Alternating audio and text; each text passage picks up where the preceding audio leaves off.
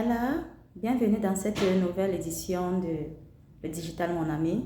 Je suis Julie Bilkis, organisatrice de ressources pour le développement et l'inclusion digitale. Aujourd'hui, on va parler de e-learning. E-learning, c'est en anglais. En français, ça veut dire apprentissage en ligne, formation en ligne. On entend beaucoup parler de ça, mais est-ce qu'on sait vraiment en quoi est-ce que ça consiste? Bon, déjà, c'est quelque chose d'assez simple. Comme son nom l'indique, formation en ligne veut dire une formation qu'on effectue depuis n'importe quel endroit.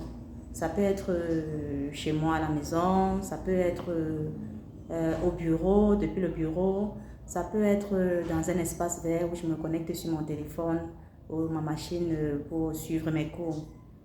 Ensuite, il faut savoir quelles sont les formes de formation en ligne. Il y en a plusieurs types. On va commencer par le type où on organise une réunion en ligne ou alors via Zoom, Google Meet et l'enseignant se connecte et les apprenants se connectent au même moment et l'enseignant dispense son cours. Là, c'est une classe virtuelle. Là, c'est une forme de formation en ligne. Ensuite, il y a également cette formation en ligne là où on n'a pas besoin d'être tous connectés au même moment.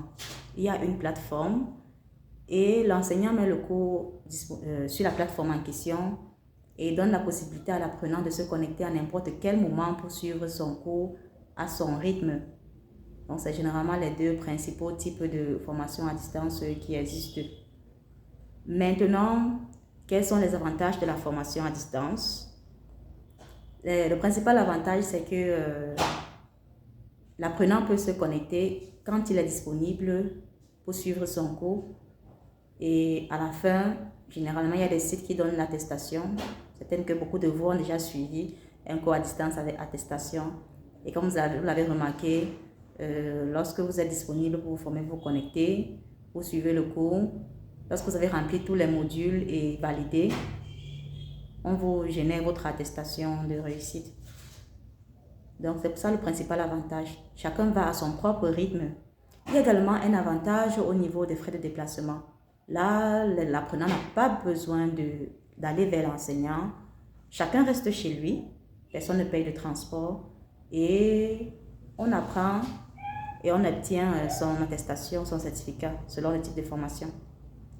Autre avantage de la formation en ligne, c'est qu'en général, la formation en ligne va rester là sur le site et chaque fois que une personne qui a suivi le cours aura besoin à nouveau d'informations, elle va simplement venir se connecter sur son compte et accéder aux informations. C'est-à-dire le cours reste là à vie.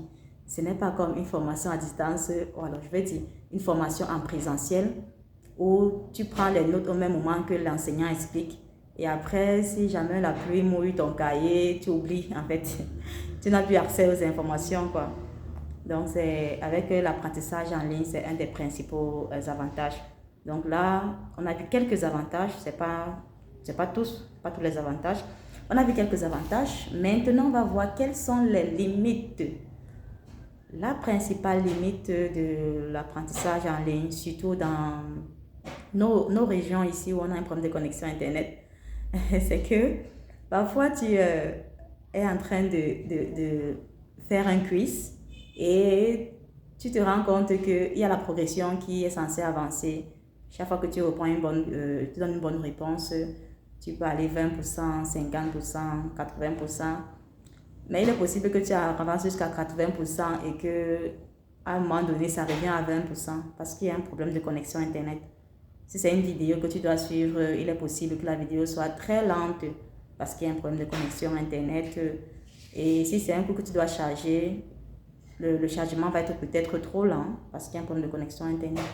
Donc, généralement, il faut avoir une bonne connexion Internet pour suivre un cours à distance. Mais ça dépend des cours. Parce qu'il y a des cours qui sont juste du test. Le test est plus facile à charger qu'une vidéo, par exemple. Donc, il y a surtout le problème de connexion Internet. Il y a aussi le problème d'utilisation des outils numériques. Généralement, on a du mal. Pour ceux qui ne maîtrisent pas comment utiliser une plateforme, par exemple, quand tu as une plateforme de formation en ligne, Si tu as un cours, il y a les modules qui sont alignés, il y a un ordre à suivre, il y a des endroits où il faut cliquer.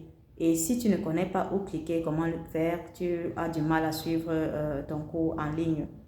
Voilà, ce sont juste quelques-uns des exemples de limites, mais il y en a plusieurs. Mais de manière générale, comme vous avez pu le remarquer, il y a beaucoup de désavantages à suivre un cours en ligne, à faire de l'e-learning. Donc, dorénavant, lorsque vous entendrez e-learning, vous saurez de quoi est-ce qu'il s'agit. Vous ne serez plus perdu. Ok, ce sera tout pour aujourd'hui. Et prochainement, nous allons aborder un autre concept intéressant pour toutes les personnes qui veulent devenir amis du digital.